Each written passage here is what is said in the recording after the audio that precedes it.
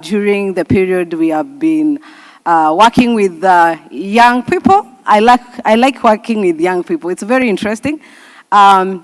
People say Gen Zs have issues, but I think the way we approach Gen Zs and how you work with them is the issue. They are not the issue.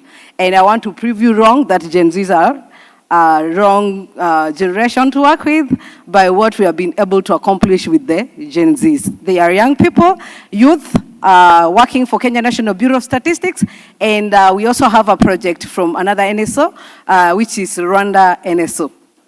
So this session is more like they will be able to take you through what exactly the project is about, and after that they will demonstrate the work. And if you have questions, I'll give a maximum of 3 people to ask questions as we proceed.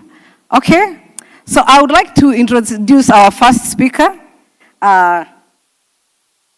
She's Agnes Nyaga.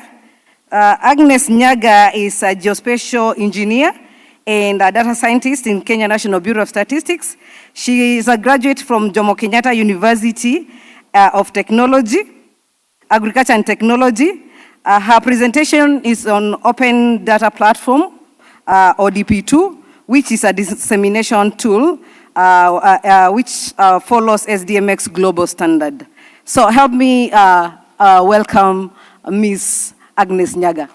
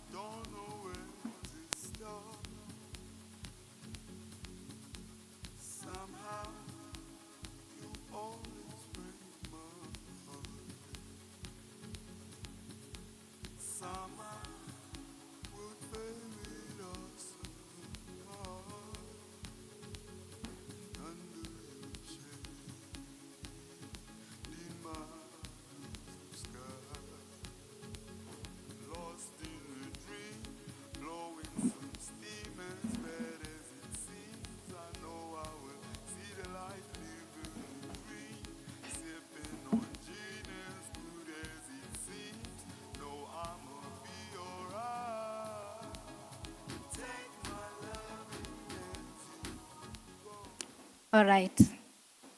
Good afternoon. My name is Agnes Nyaga, and I'm here to present to you a tool that has been cooking in KNBS for dissemination. So an overview, a statistical data and metadata exchange, SDMX, is the platform.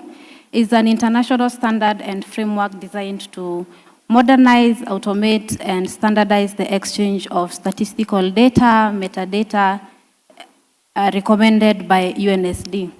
So KNBS has been able to successfully develop and operationalize the statistical data and metadata exchange, enabled Open Data Platform 2.0.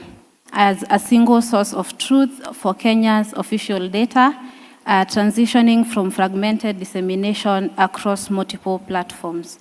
The interoperability with SDMX, native platforms, reduces duplication of effort when reporting of the same data to different agencies, such as linking SDG data from ODP2 and Open SDG platform.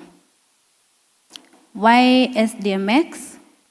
We've been having a fragmented dissemination across multiple platforms, where statistical dissemination at KNBS is conducted through several separate project-based platforms and open data portal.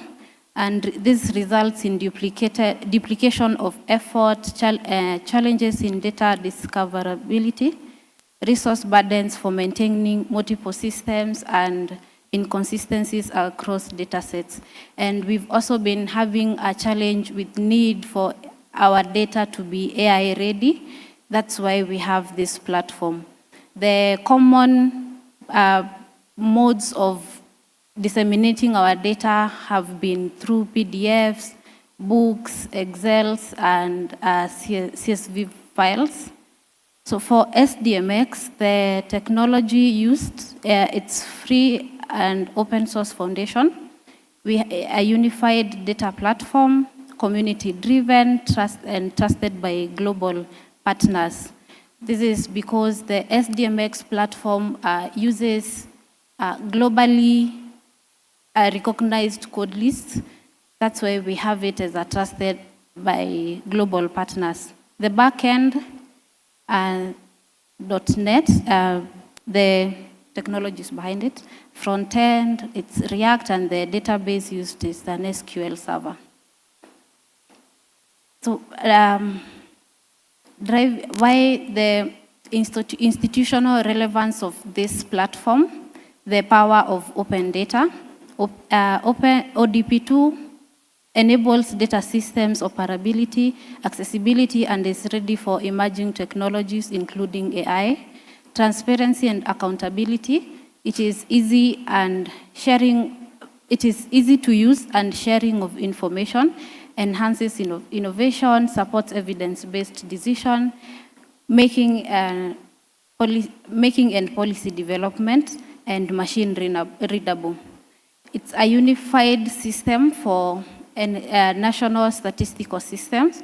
It allows data discoverability, consistency, sustainability, and maintenance, and it also reduces redundancy of the data. And international best practices, it is aligning national data dissemination practices with the international standards, and it also enables seamless integration of data and metadata across systems.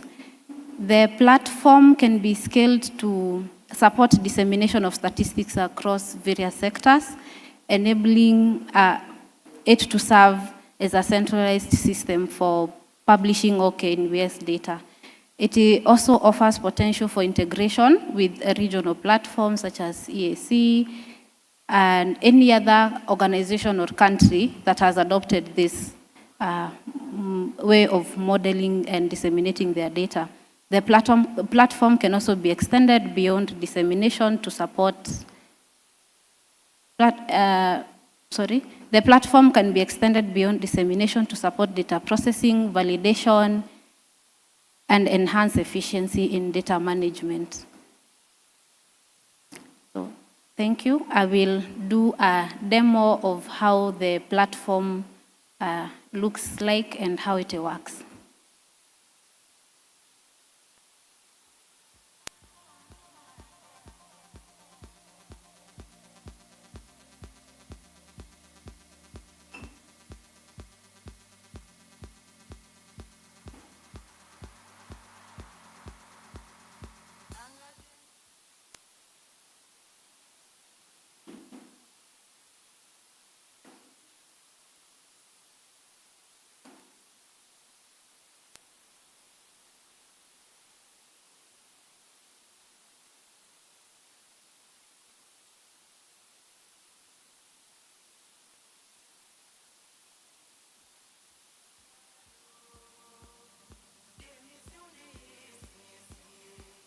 Okay. So from our website, we have a tab named portals. That's where you will be able to find that portal, KNBS Open Data Portal.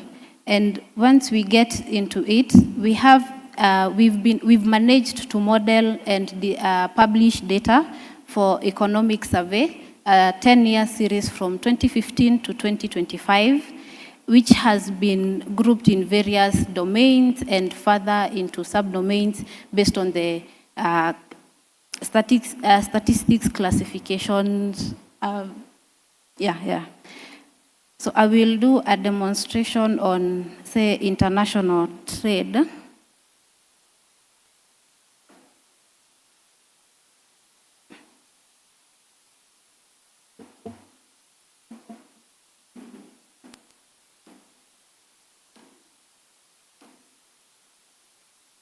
So once you open the table of your liking, this is how it looks like.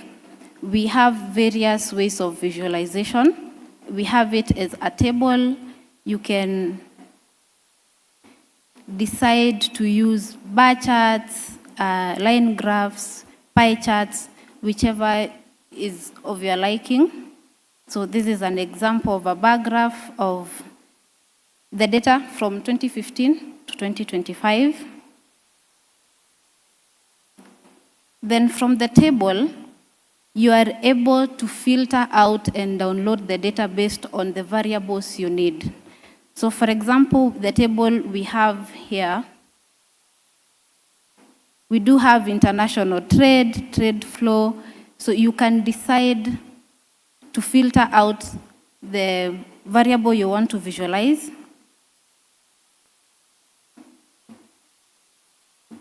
So whatever you don't need, you move it to the filter tab and apply, and you will have it there.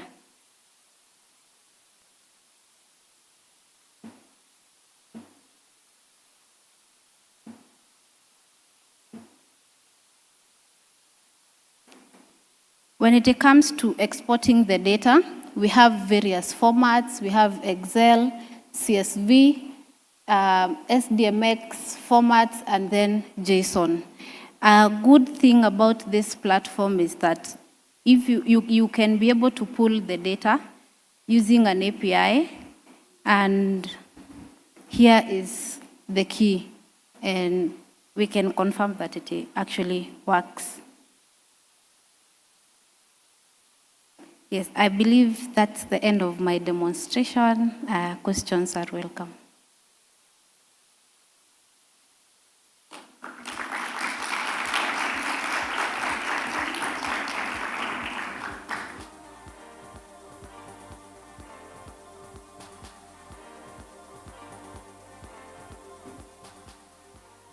We don't have any questions?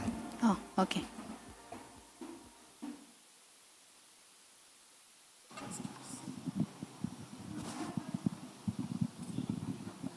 Thank you for your demo. My name is John. Am I limited to one visual on the chat section? Can I do multiple visuals, and can I export the visuals? Yes, it's open to the public. From our website, you will be able to access everything and download it without any issues.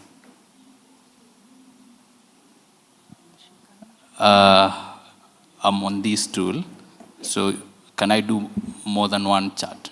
Or is the chart, sorry. Okay. On the chart section, can I do more than one visual?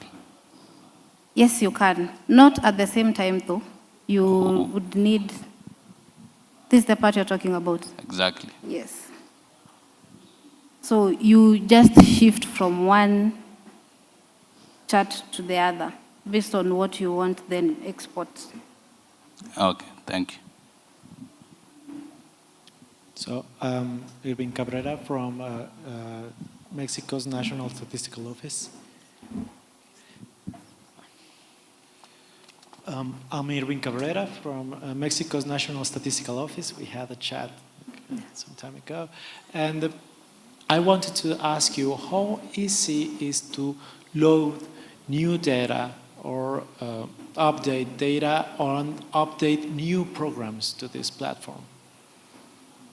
So for the initial uploading of the data, there is quite amount of work that goes to remodeling the tables.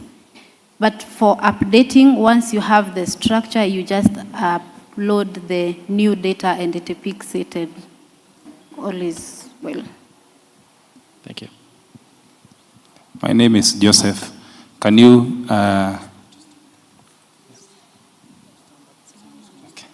Okay, my name is Joseph. Can you explain more about the interoperability? What do you mean when you say that the SDMX is interoperable? So with which system? Is it the KNBS system, or it is with open by design for the government system and maybe public sector API? Okay. For statistical data, and most of the, let me start by explaining that the SDMX format of modeling this data is a global standard. So for any organization or company intending to adopt this format would require them to model their data using the standards that have been set. So with that said, once we've all adopted this format, it is easier for organizations to pull data from one another since the structure is the same.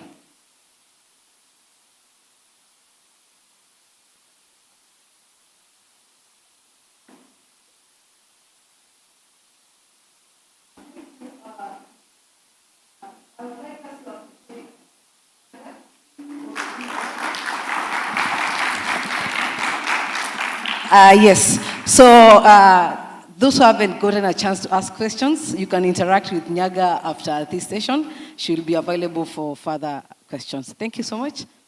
Thank you.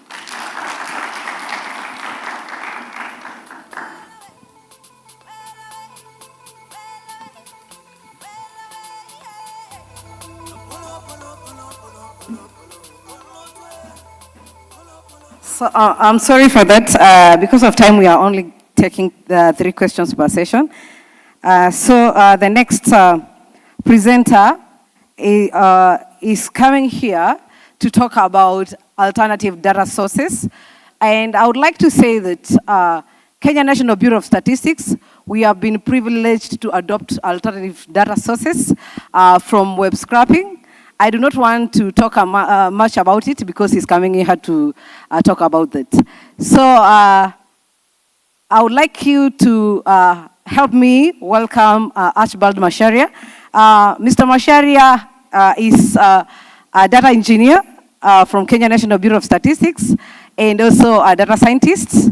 He has studied from a university here in Kenya as well, and he has a degree in business analytics. And Macharia will be showing us what we have done so far in adopting alternative data sources for official statistics and for reporting, because this report we have actually produced, and he had a chance to go to Japan earlier this year to also try to take people through IMF, what we are doing, and also try to encourage other people to adopt alternative data sources. Help me invite Mr. Macharia.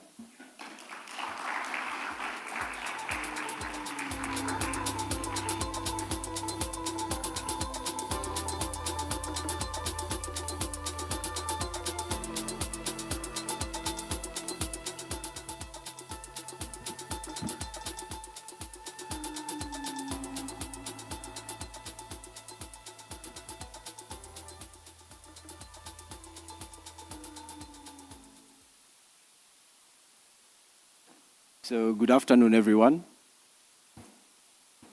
Can you hear me? Good afternoon. I hope you are all well.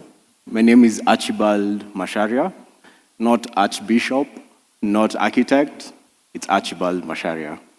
So I'd like to take you through our dashboard.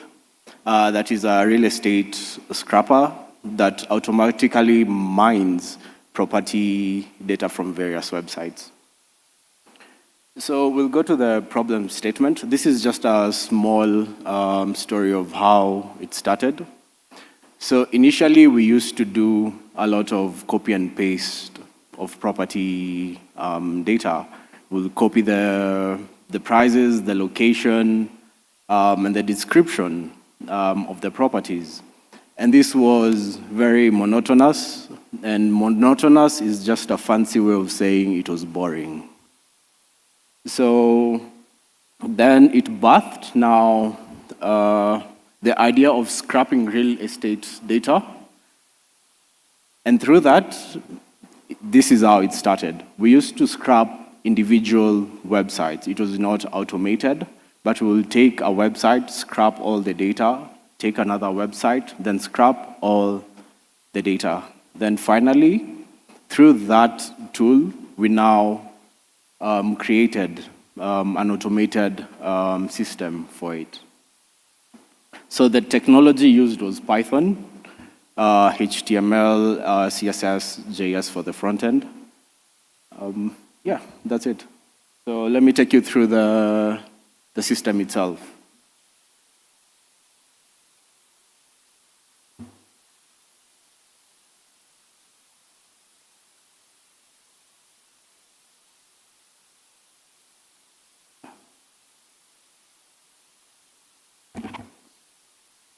Hi, can someone help me share the screen? Oh yeah, this is the tool.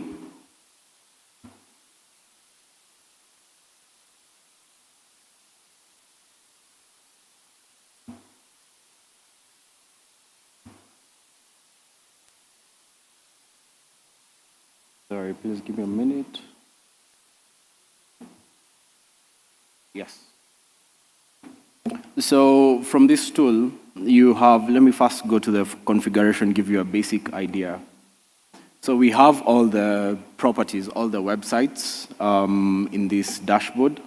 You can have Property 24, GG, Byron Kenya, Kenya Property Center. Then from all these properties, you can be able to scrap them manually. So you can go to scrap. Let's just take one, for example. Let's say buy rent. We say OK. Then finally, it's scrapping. Then after that, we are going to see from the session what is happening. So currently, this is the one that is running. And we can have also multiple websites running concurrently. So from now, the sessions, we go to the, from the sessions, we have filters. From the filters, we can filter through time range, the websites, status, and the property type. Property type is mostly sales. Statuses is either completed, running, or failed. Websites, the one that we've just scrapped now. Then the time range, within the last 6 hours, 24 hours, 48 hours, or the last 1 week. Then we go to the, now this is an RPPI analysis. Let me just take you briefly through that. We choose a file, a cleaned one. Let's choose this, then say open. We say analyze data.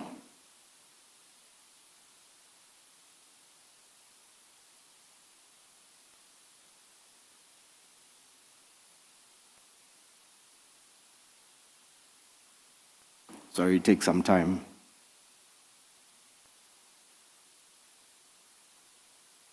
So this is from that clean data, you can have the total properties, the categories, counties, and quarters. From here, you see the price average. You see the volume, the average price, property volume by year, property distribution by bedrooms, average price by bedroom count. Then you see the counties, which is. So here we also have the price distribution, which is the property count, and finally a summary of the statistics. Thank you so much. If you have any questions, please feel free to ask.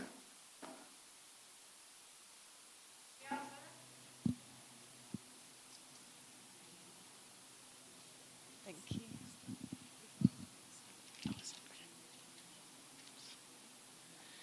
Hello. Hi. I was just wondering, I have a couple of questions actually. First one, is the price that it's advertised for, the property, or is it the price Yes. it actually sells for? Advertised price. So is that, yeah, do you need to know also the data that it actually sorry, do you also need to know the price that it actually sells for as well? Actual sales. So we are trying to implement a hybrid sort of approach. So for the admin data we get through surveys. So in 2023, 2024, we did a Kenya housing survey. And every quarter we do also a survey. Yes. Sorry, my other question is, has any of this data ended up on your open data portal as Pardon? well? Has any of this data fed into your open data portal that we just heard about? No. This is just an in-house system. Separate. Okay. Yes, thank you. Thank you. So, my name is Joseph. Hi, Joseph. Yes, hi too. The most enormous question when we talk about data is trust. I believe, I say the most enormous or the biggest problem we are facing in data is trust. You said that from this dashboard, you are able to scrap the data from property website. So how do you verify the credibility of this data so that the system can even be trusted and credible to be used in-house? Okay, so we usually scrap from verified sources, e.g. like Byrent. They usually update their websites frequently. So that's one of the ways that we use to verify our data. And if it's quarterly, then we have an algorithmic approach to that, where we signal out the duplicates, the ones that are happening concurrently. So through that, we can be able to verify. Hi, Hi. Irving from Mexico's National Institute. And I was going to ask you, which are the major drawbacks that you have found developing this, and any other statistical office could also experience? So major drawbacks have been, one, anti-bots. So that is the major issue when it comes to scrapping websites.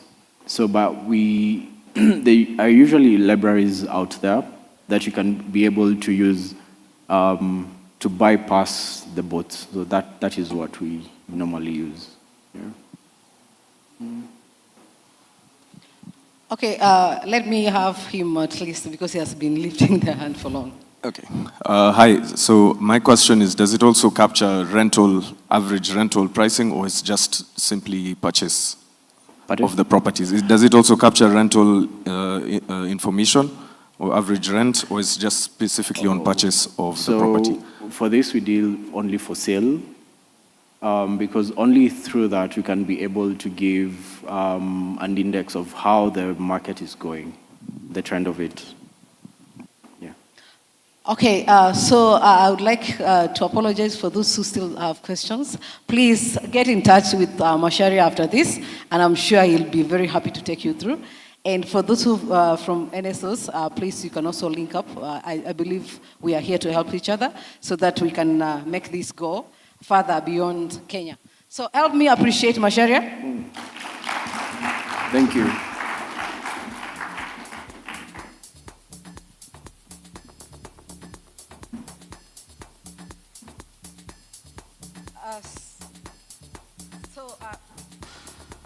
Okay, so I would like to invite the next speaker. She's a she. We are trying to balance our gender in Kenya National Bureau of Statistics and make sure that no one is left behind. So she is going to bring us another project, which is titled Bringing CPI Data to Life. And this is a data science approach to inflation visualization in Kenya. She's Sarah Shale. Sarah is a software engineer and a professional data scientist in Kenya National Bureau of Statistics. She graduated from Gretsa University, a university in Kenya. She's passionate about AI assistant software development and digital transformation within a focus. She focuses on secure user-centered solutions that support data and decision making. She has experience in designing scalable web applications, back-end APIs, and data-driven systems. And her current work focuses on data science approaches to inflation visualization in Kenya. Help me invite Ms. Sarah Shale.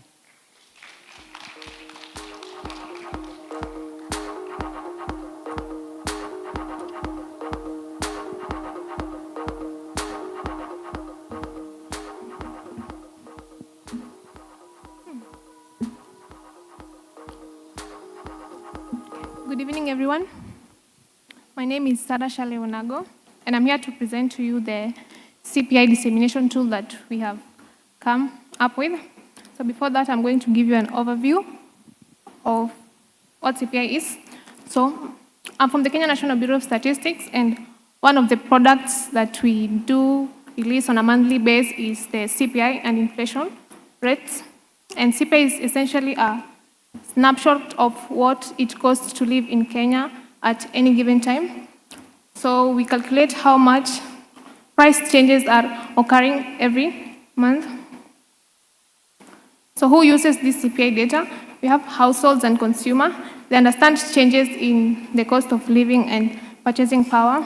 We also have businesses. They adjust prices, wages, and plan business based on the inflation movement. We also have researchers and academics who use this data to analyze poverty, inequality, regional price differences, and economic well-being. So we've come up with this platform. It's a web-based application which is used to disseminate the CPI and inflation data. It complements the official monthly CPI releases, turning a static monthly report into a dynamic tool. So I'll take you straight into the demonstration of how the platform looks like. This is your clicker. Okay. Can we go forward or backward?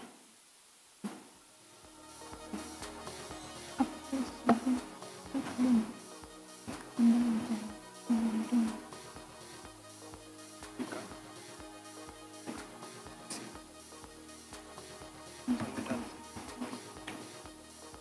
So I'll take you through the application.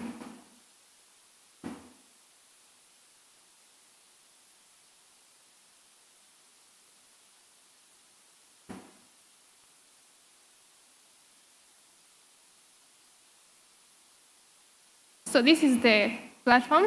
It has 4 navigation elements. The first page is the home page, which displays the current CPI value, the inflation as of May. You can see it's 6.7, and then the month-on-month change. So we also have a CPI trend. You can see the CPI value trend for the last 12 months and the inflation rates too, the trends for the inflation rates. Below it, we have the changes, the monthly and annual changes for the COICOP divisions. Basically, the COICOP division represents the classification of individual consumption by purpose, which are categorized into 13 divisions. We have food and non-alcoholic beverages, clothing and footwear, health, transport, etc. So in each division, you're able to see the annual change, which is the inflation for that specific division, and the monthly change. So you can view it in chart if you want, for both the monthly and annual change, and or also in tabular form. So below it, we have the national average retail prices of selected commodities, where you can see also the change in prices for specific commodities. For example, we have white bread. It costed in May 2025, it was 1 gram was 66 shillings. In April 2026, you can see it's 66 also. And in May last month, it was 66.55. So you can see also the annual and the monthly change for the same. And then we have a comparison of the core inflation and core inflation and the overall inflation. We also have a chatbot over here. If you don't understand any of these terminologies of anything to do with CPI, it will assist you. For instance, if you ask about what is core index, it will explain to you.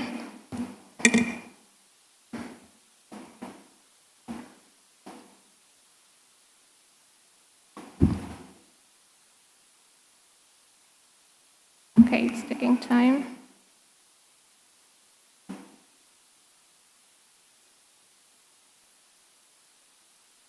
Okay, as you can see, it has responded to you what core inflation means, and then you can just read through it and it will help you understand what the website's about. So you have another tab called the CPI calculator. Here, basically, you can calculate how the price of the value of money has changed over time using the inflation rate statistics. So if you want to see how much value 1,000 shillings was in June 2021 compared to May 26, you just input your amount there, and then the month you want to compare it with, and then you click calculate, and it will give you the equivalent of 1,000 shillings is worth 1,342 Kenya shillings today. Also, we have this is for the overall. You can do your own personal inflation calculation if you want. So for each of the 13 divisions I mentioned, you can input the amount of money you have spent. So let's say, for instance, on food, let's say you spend 50,000 Kenya shillings. Clothing, let's say 20,000. You can skip the ones that you are not spending money on. In transport, say 10,000. And then it will, using the inflation statistics for this division, it's going to give you your own personal inflation rate. As you can see, monthly spend for this current month was 80,000 Kenya shillings, and then if you compare it with the same month last year, it is 73,000. So it shows that you're using more money today to consume the same goods and services that you normally consume. We also have the CPI Explorer page, where if you want to view historical data on CPI and inflation rates on the different divisions that we've mentioned. So you just select a division, select either if you want to see the CPI value, the inflation rates, or monthly change. So let's select the inflation rates, and then you can select for different time period. So let's choose maybe March 2021. And you can see the trend for that specific division. And if you also want to compare it with another category, you just select the category you want, and then you can see the comparison. You can see the inflation for food is actually higher than for the alcoholic beverages and everything. And if you want to download the data that you are visualizing, you'll have an option to download it here. You can either download it in CSV or JSON form, and then use the data as you want. So and then the Commodity Explorer, for the commodities that we are tracking, you can also view the price trends for the same. So let's say if you want to see how much tomatoes, price trends for tomatoes, so you select the different time period you want to view, say from August 2019, and then you can see the trend for that specific commodity. If you want to download the data also, you can download it from there and use the data. So that's it for the CPI project.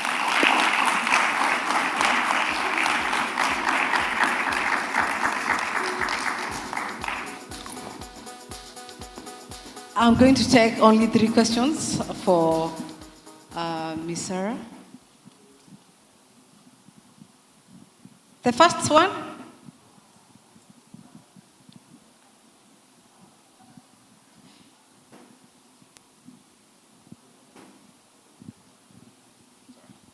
Hi, I'm James from the Foreign Commonwealth Development Office in the UK.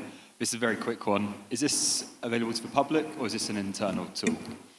Yes, we have a link for the public. You can access it. It's CPI explorer.knbs.or.ke, but for now it's down. It will be up maybe from tomorrow, but yes, you can access it from our website also. Thank you. It looks absolutely fantastic as well. Yeah. Any other?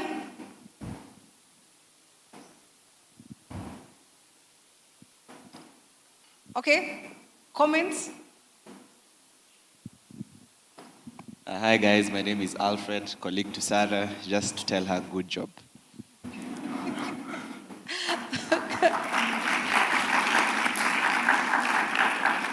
Any other feedback? Yes, hello. Good afternoon. My name is Peter. I'm working at Statistics Sweden, and together with KMBS. I'm just working with inflation my whole life. I haven't seen any country has this actually. We certainly don't have it in Sweden, and we have the same tables and graphs and a little bit like that. But the interactive one and also built-in open source tools and public, fantastic. I think Kenya is leading. Thank you very much, Peter. You can also take us to Statistics Sweden and show them how to do it, right? Any other feedback? Okay, thank you so much, Ms. Sarah. Let's appreciate Ms. Sarah as she goes to sit down.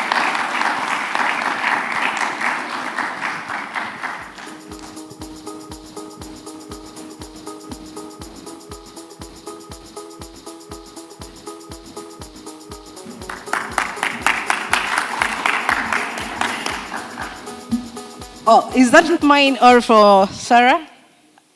For everyone. Oh, clap for yourself. Is that how much you love yourself? Okay, so I would like to go to the next presentation, and this one is about StatChat KE, which is AI query for official statistics, and I would like to introduce the speaker, Mr. Michael Okero. Michael Okero is a data scientist at Kenya National Bureau of Statistics at the Data Science and Dissemination Office. He holds a master's degree in data science and analytics from Strathmore University and a bachelor's degree in computer science from University of Nairobi.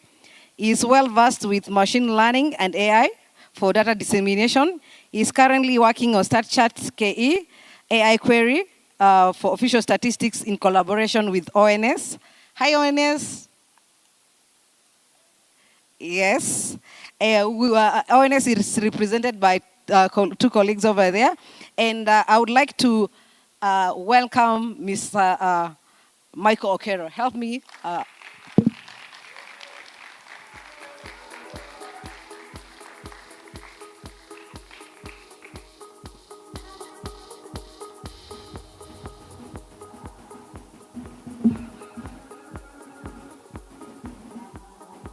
Good evening, everyone. Good evening, everyone. Why does everyone look so serious? My name is Michael Okero. I'm a data scientist at KNBS. I'll be presenting about StatsChat, which is an AI query tool for official statistics. So the whole idea of StatsChat was basically because of having to find official statistics from the website. So you'd find that you'd actually go to the website and try to find, like, let's say you're trying to look for vital statistics on childbirth, and it can be very cumbersome to go through the website because you can actually check through, like if you try searching that, but sometimes you not get any publication that you're looking for or the right publication. So the whole idea is to make it easier for the user to actually get official statistics in a more easy way. So what it does is it helps users make a query. You can ask a question on the tool and it actually makes it easy for you to get an answer. So it will give you an answer based on the actual statistic that you asked and give you an actual reference to it through the publications within KNBS, which are the PDFs. So this is a 5 simple flow of how it works. So I usually ask a question, and you could be asking like, what's the inflation rate in Kenya in April, let's say April 2026. And what it does, it will search through the publications, and then it will also retrieve the relevant publication, and then use the AI LLM tool to actually get the passages, and then you'll actually get your actual answer with the relevant resources. So this is the more technical methodology about it. So a user will query, for example, CPI, population, GDP, and what it does, it will use a semantic retrieval in order to get the actual information from the PDFs. That's actually stored within a phase kind of file, which is like a database. So the LLM will query the database to actually get the relevant answer to the question, and you'll have a final output and the PDF reference to the document. So the relevance is actually to allow easy finding of statistics, and the impact of the project is to improve referencing of KNBS's official statistics and also improve the data accessibility. So I'm sure you're probably going to ask this question. So why not Google?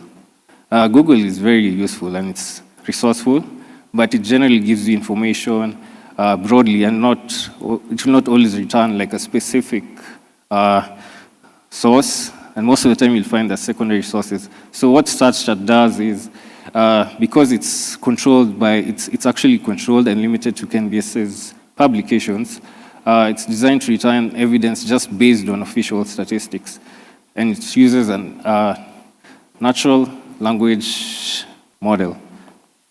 So ChatGPT, again, you could ask ChatGPT what you'd want, especially when it comes to statistics. So it just gives you a general prose answer, but it will not actually give you a specific KNBS publication.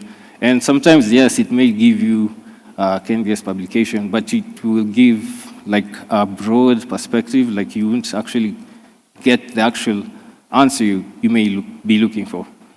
So this actually just retrieves the relevant extracts and gives you a more specific answer from those extracts and actually give you the right references. So currently, on its latest evaluation, we've actually achieved 70 out of 74 correct answers from various test questions. And that's been done on like a controlled internal testing. And then this is actually best used initially as a retrieval fast assistant. So users should still also go through some of the relevant cited sources. So it's not yet publicly available, but it's locally hosted, and it's mostly been used for internal purposes.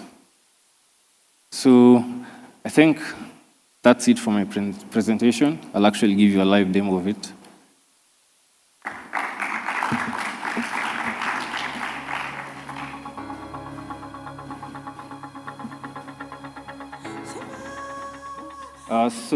So this is actually how it actually looks. So I've actually locally hosted it on my laptop as of now.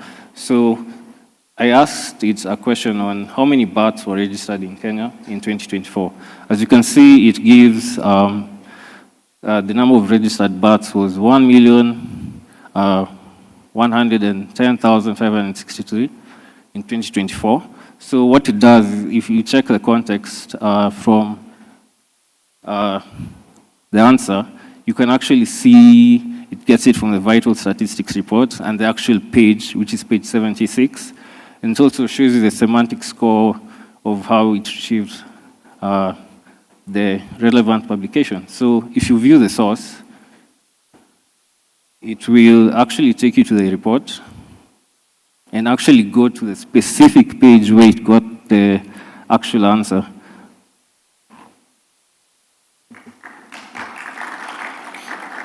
So that's just one question.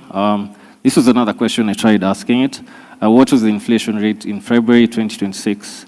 So it gave the inflation rate as 4.3% on year to year, and the monthly inflation rate was 0.2%. So when you actually view the source, it actually goes to the right publication and picks the actual inflation rate from this specific page, which is on the overview, and that is on page 3. I don't know if you can see the actual figure.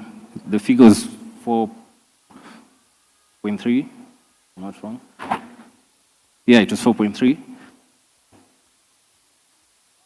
And yeah, if you see the answer, it actually picked that 4.3%.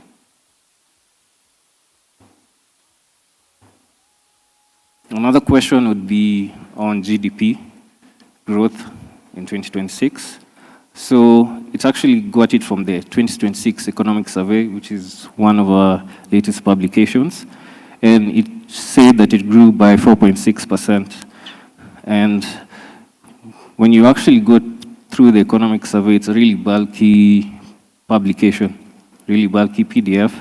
So this will actually take you to the specific page where it actually got that excerpt.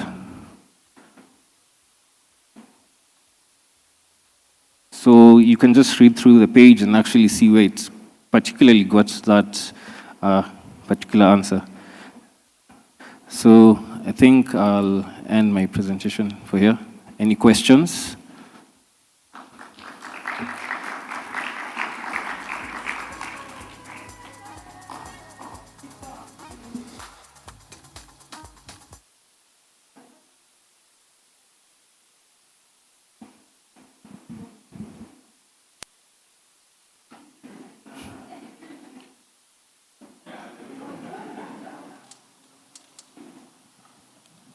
Brilliant work. We need this. We need this a quick way. My only question is, how soon can we expect it to be open to the public? So that's actually a good question.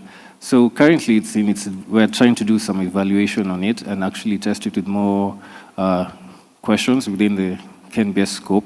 So after actually having it answer questions well and appropriately, we'll actually have it ready for the public.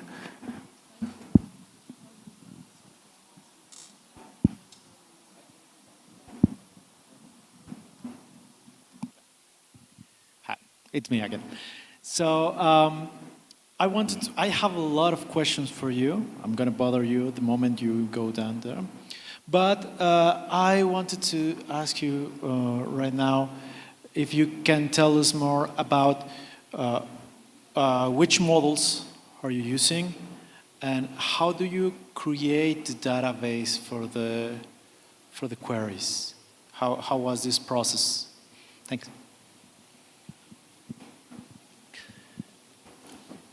Okay, so in terms of how the model works, so what it's currently doing is we're using an OpenAI API. So there are two ways to actually go about it. You can actually have a locally embedded model to an actual server, but with that process, it might actually be resource involving, especially with AI models being hosted locally. It can be hardware intensive, so sometimes it may not actually work as fast as you want. So the best way to do is actually have it as an AI API cloud hosted kind of LLM that would actually help with the processing and retrieval of questions. So in most cases, it may not actually be free, so some of the things are paid for. So yeah, is just another question? There is a final one from John. Is it John? Okay. Yes. Good evening, everyone. My name is Wilfred. My question has been asked by the first gentleman. So I'll just take this opportunity to say congratulations, and we are looking forward to this. Thank you. Okay, thank you so much. I think I need to give another person because that was a compliment. Question? Okay. Hi, James again. Question, how does it cope with like ambiguity? So if you didn't specify February 2026, or is there, I'm wondering if you're thinking of future work, that we just saw that great dashboard with CPI inflation. Could you do a second query to build upon that one, say, oh, if it was in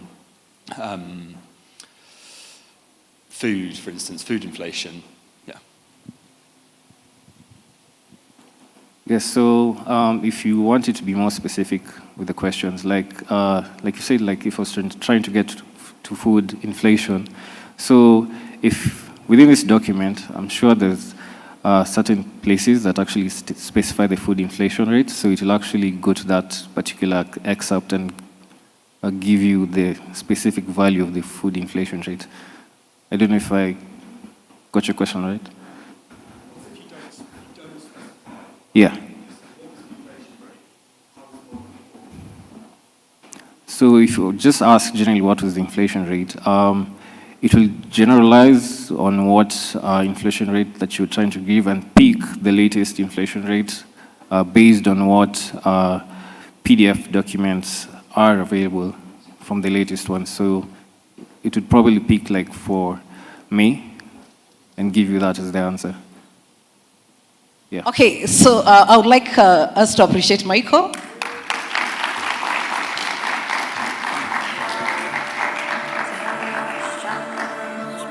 Okay, thank you, Michael. There are a lot of questions waiting for you down there. Just be ready. Okay, so I would like us to move outside Kenya, but still within East Africa, and go to Rwanda. And I would like... her name is very hard. I have to read it. I would like to invite Miss Denise Uwimbasi, who is a data scientist leading the economic data team in the Department of Data Revolution and Big Data at the National Institute of Statistics of Rwanda, where she has served since 2021. Her work focuses on automating some of the processes carried out in the routine surveys at the institution and leveraging big data sources and modern technologies to complement the production of official statistics. She holds a bachelor's degree in applied statistics and a master's degree in data science from the University of Rwanda, which is also known as African Center of Excellency in Data Science. Denise has expertise in using Python, R, and SQL, and has contributed to key projects including data linkages for the Rwanda post-enumeration surveys and fifth Rwanda population and housing census. The use of satellite imageries for agriculture statistics and modernization of CPI index production using new technologies. Please help me welcome Ms. Denise.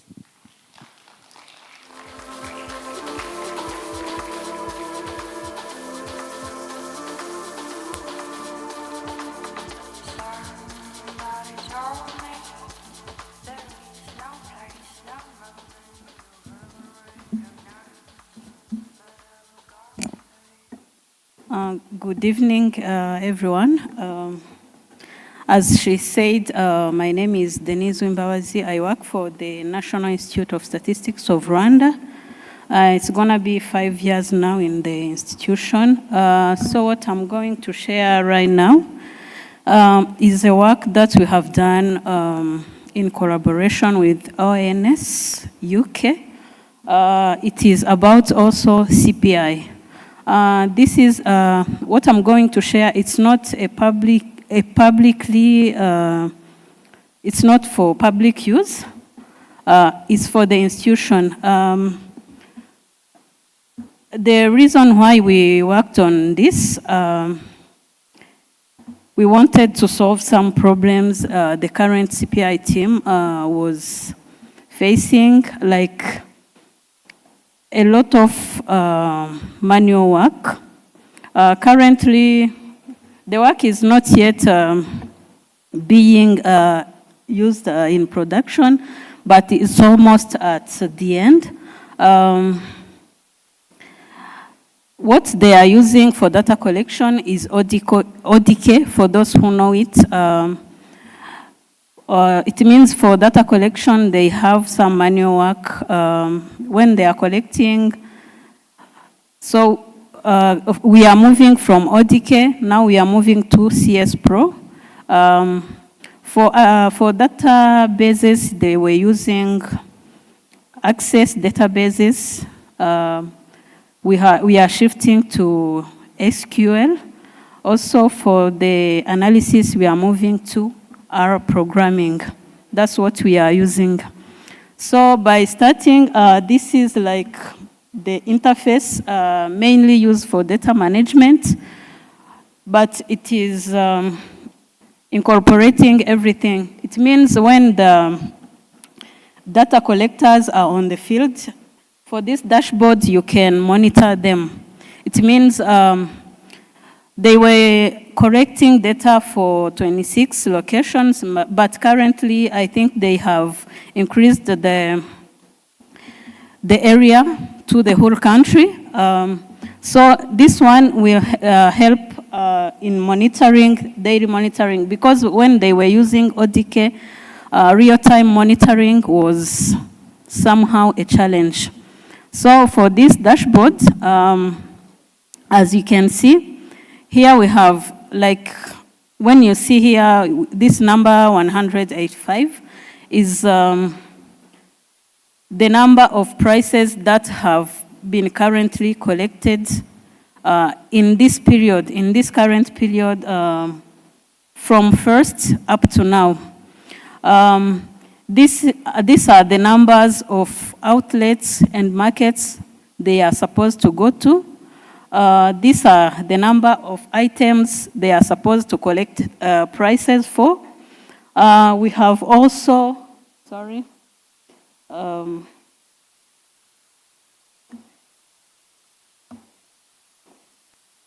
these are 30 locations, but I said 26.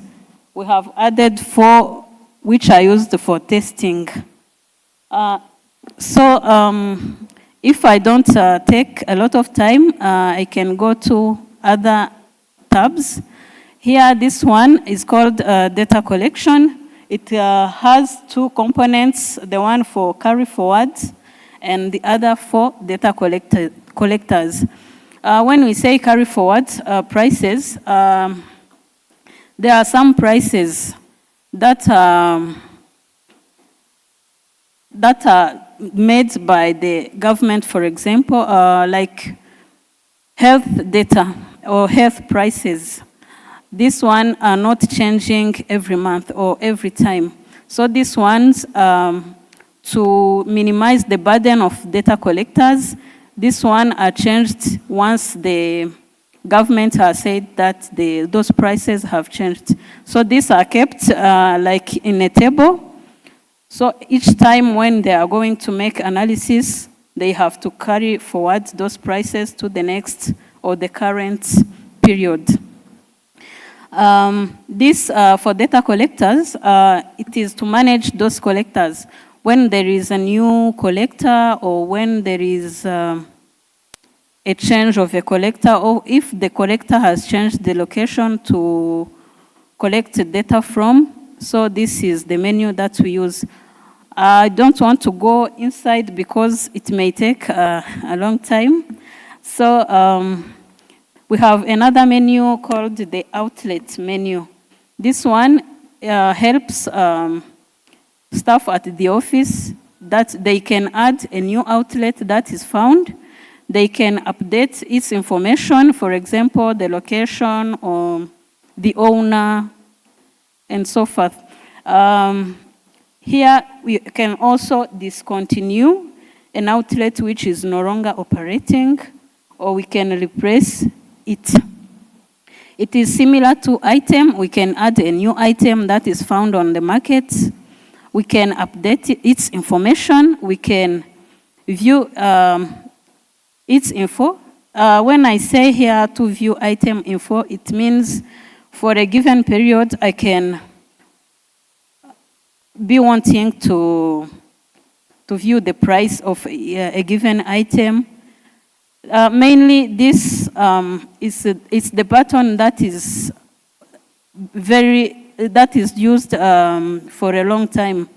It is mainly used because there is, after data collection, there is a period of data validation before the analysis. So maybe if I click on it for it, maybe I can try it. Don't be scared to see this July. It's because of testing. It means when we test, we can put the data so they can go also to the database. So for this one, if I choose, for example, I can choose the item code, but I'm not sure I will get the information here. So it may take a little while. So this, the use of this, for example, suppose an item costs 1,000. So the collector may make a mistake and puts 10,000 or 100. So this menu is used for correcting all those issues or the manual errors that have been made by collectors. This one, if you choose an item, you will have a list of all the items. These are item codes. All the items in the same outlet as the item you have chosen. So when you have its price, the prices are shown here. So when you want to edit the price, so you will click on edit, then you can correct, then directly when you correct it and save it, it will directly be corrected to the database.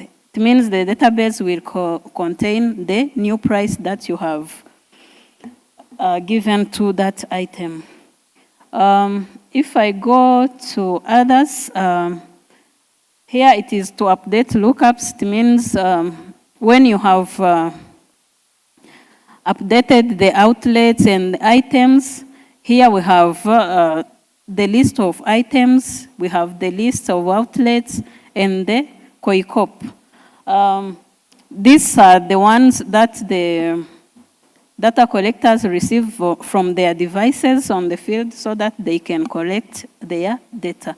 It means after you have updated everything, or directly the collector on the field can receive those updates. Here for reports,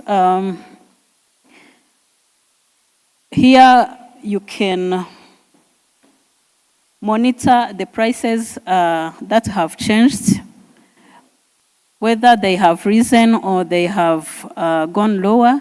Here you can sync the collected data to put them in the database.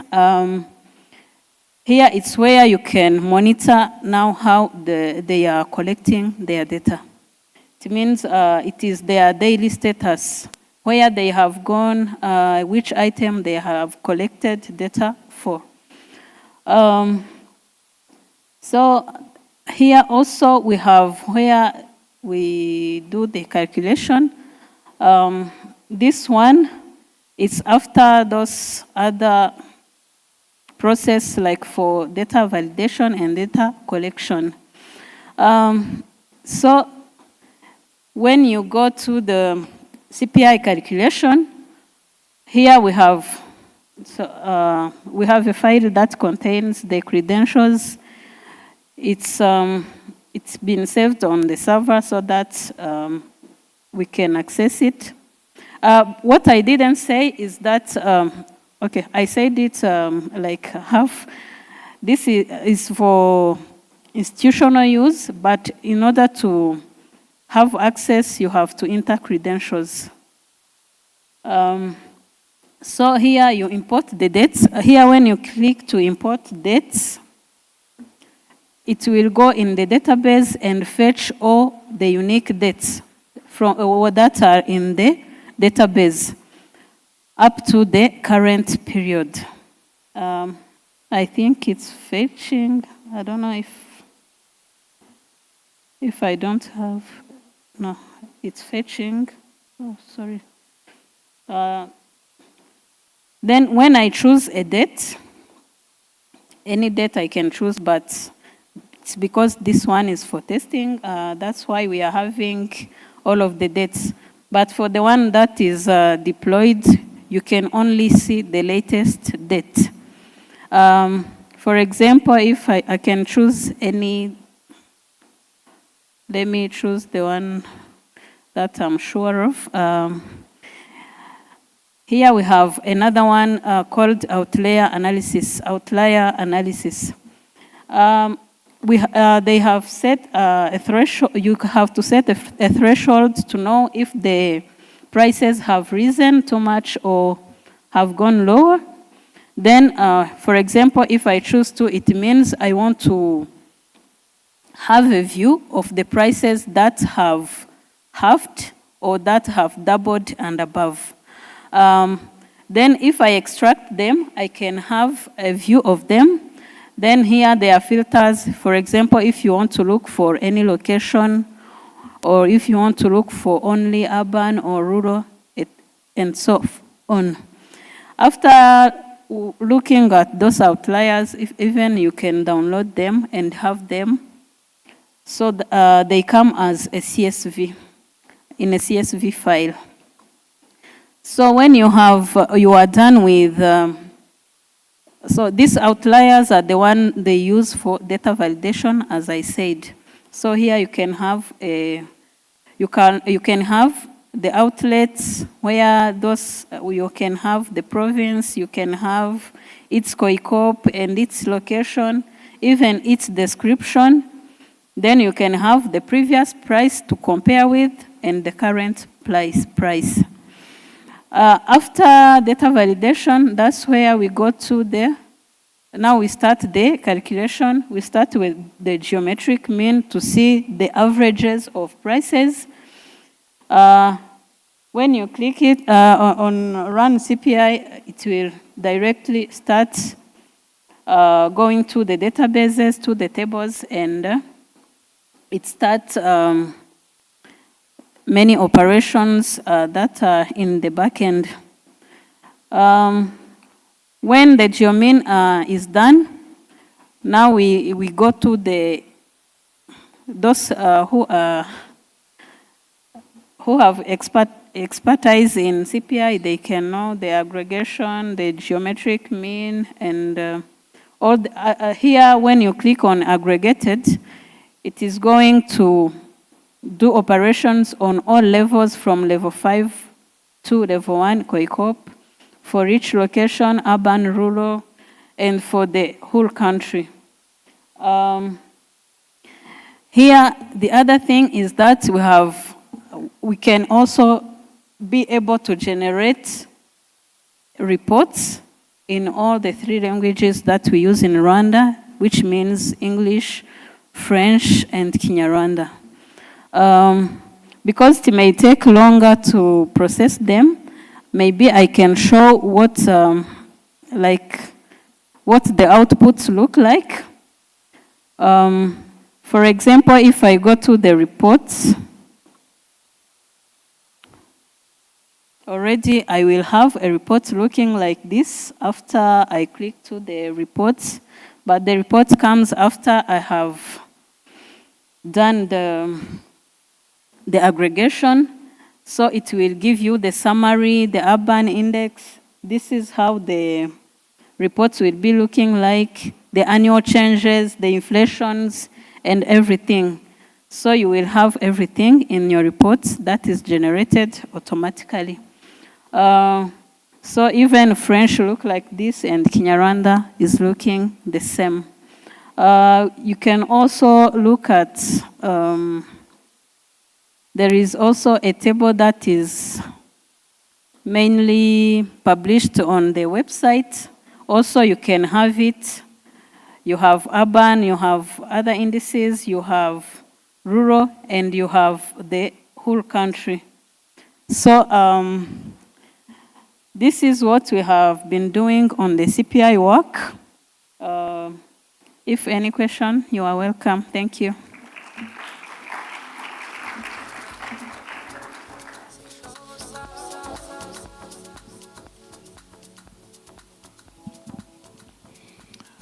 Thank you very much, Denise. I just wanted to highlight that when Denise woke up this morning, even when she had lunch, she didn't know she was going to be doing this presentation. I only asked her, actually, 5 minutes due to when we were going to start. That's why she was put to the end. So please, let's clap hands again. Peter? Yeah, just want to appreciate, great. I mean, the system is fantastic. I think going open source in Rwanda is kind of also, showcasing that what you can do now. You don't need to have kind of old, expensive systems. Actually, we're about to start the same journey in my country. We will build a system in R, like you did for CPI. We're starting in 2 months. And that I think a lot of countries in Europe is starting the same thing. So I just want to say that you're really kind of leading the way. And but I can have also one specific question of the system, if I may, as I'm a CPI person. How about the visualizations? Do you have any built-in visualizations? I think for CPI people, you of course you want to go down to the nitty-gritty very easily to see when you have outliers like you showed, but it's also very nice to see the kind of the trend for maybe for food, and then you can dig into food. You look into the kind of specifics for bread and cereals, and then you can go down to the specific kind of strange prices happening this month. Is it possible to have some kind of visualization in this system, or have you thought about it? Excuse me, something like? Like the trend over time for different, I mean, CPI is about total inflation, but then you go down to the groups and divisions and all the way down to the items and the actual prices. That kind of very strong for your system to see graphically how it kind of moves. And specifically, if it's something strange happening, you want to see like what's causing the strange bump in the food prices this month. And then you can go down and see like, this is about the strange wrong price for meat or for this specific shop. Thank you. If I got your question well, on the dashboard I showed in the beginning, there is also a menu where you can see the trend of prices. You can find the average maybe of any item you can be wanting to see for any location, or yeah, you can see the trend. There are many outputs, even if I didn't show them, we have many outputs that are given by this application. Thank you. Great, thank you. I can ask more questions later on. Thank you. Okay, a final question?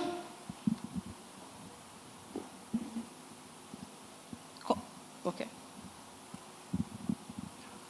Hi, this is Irving Cabrera from Mexico's National Statistical Office. And I wanted to ask you, this is a really complete solution.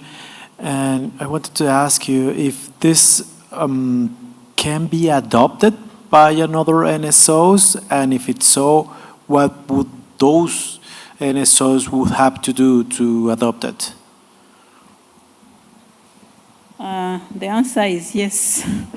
Yeah, any NSO can use the platform.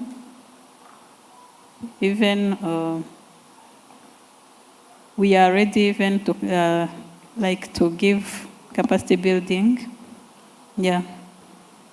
So if you want to adopt it, we are ready. Yeah. Thank you.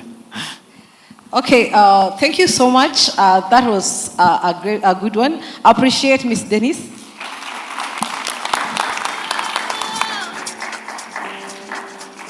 Thank you so much, our presenters. That was a good one. And now I would like to ask you, what have you taken home from this session?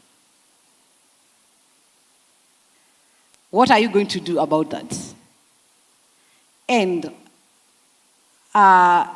given an opportunity, if you're not from the countries which are represented here, or even if you are from the countries which are represented here, which one would you want to implement? And when you get that right, go approach the person you saw presenting.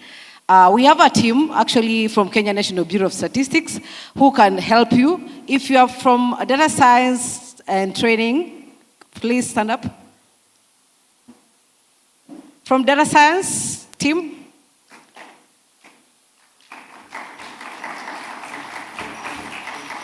Yes, so all those are brains behind what we have been doing. And if you have a concern, question, or if you want to do something, and you want to reach out to somebody, you have them, mark their faces, and engage them. If you're from Rwanda, okay, sit down, please. If you're from Rwanda, kindly stand up.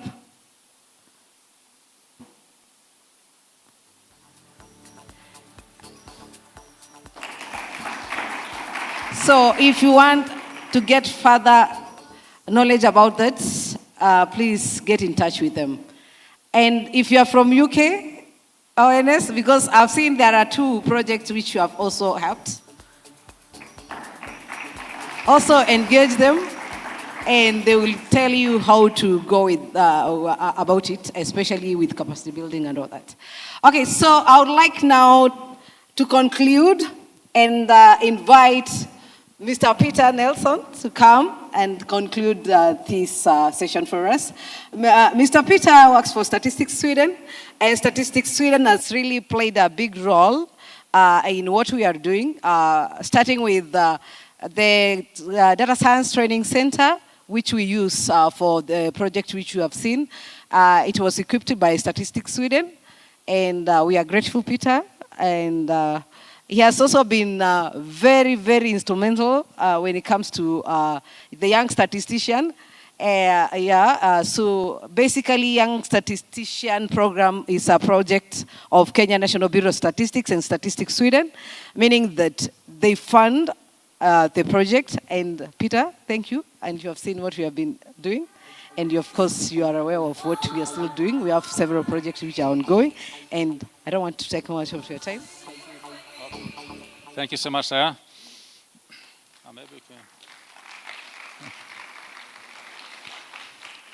Yeah, thank you for giving me some time here. I think it's very obvious what's happening now in Kenya, and also we see an example from Rwanda. We're starting a new journey. When I came here for 5 years ago, starting to work with KNBS, we had the PDFs, and we pretty much lacked most of the data. When you're coming like a statistician, I've been a user for statistics for many years. I was a bit shocked, maybe, to see where's all the statistics. And it's in books, and it's in reports, and it's not very accessible for users to access it.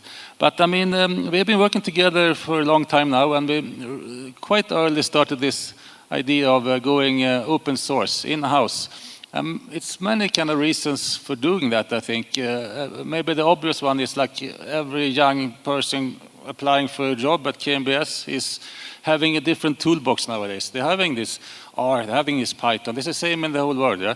So sooner or later, statistics office needs to kind of understand that why should we have a lot of old statisticians, methodologists working in statistical products or systems or tools that is not, taught anymore, and it's not very kind of, it's very license costly, of course, it's a cost question as well. So that is one reason, of course. You have to think long term now. The technology is there to build stuff in-house in your own specific ways for free. And then you can have a lot of people, young people interested in working in your organization as well. So that is one thing. I think the other thing also important to understand is the ICT part of it. I mean, I can imagine the same as specifically in Statistics Sweden. We have so many different tools, so many systems that is kind of built in different languages in different times during a long time, and that is a problem with maintenance, and it's a very costly thing. So if you start building stuff with a language that is used in society today, I think you can also reduce the kind of ICT maintenance cost. I think that's important. But so I think Sarah told you about it, and you saw some of the systems and tools being developed in Kenya lately. It's many more. I think we have 15 projects, kind of most of them already finished, maybe 10, to kind of addressing real problems, real challenges in the bureau, and it has been solved by open sourced specialized systems and tools developed by you guys. And KMBS has now a big team of data scientists, so that is it's fantastic. I'm so happy to be part of this journey. Yeah, thank you. I think the time is running here, but I just want to say that I think it's. I can say it again. I think you're leading now. You're leading before Europe and developed countries, because you're starting this journey directly now, and you've been so fast. And now everyone else is looking, how can we kind of start using open source and more AI, machine learning and stuff? But you already do. So you can really be proud of this development you have been doing maybe the last 1-2 years. It's been very quick. Yeah, fantastic work. Thank you so much.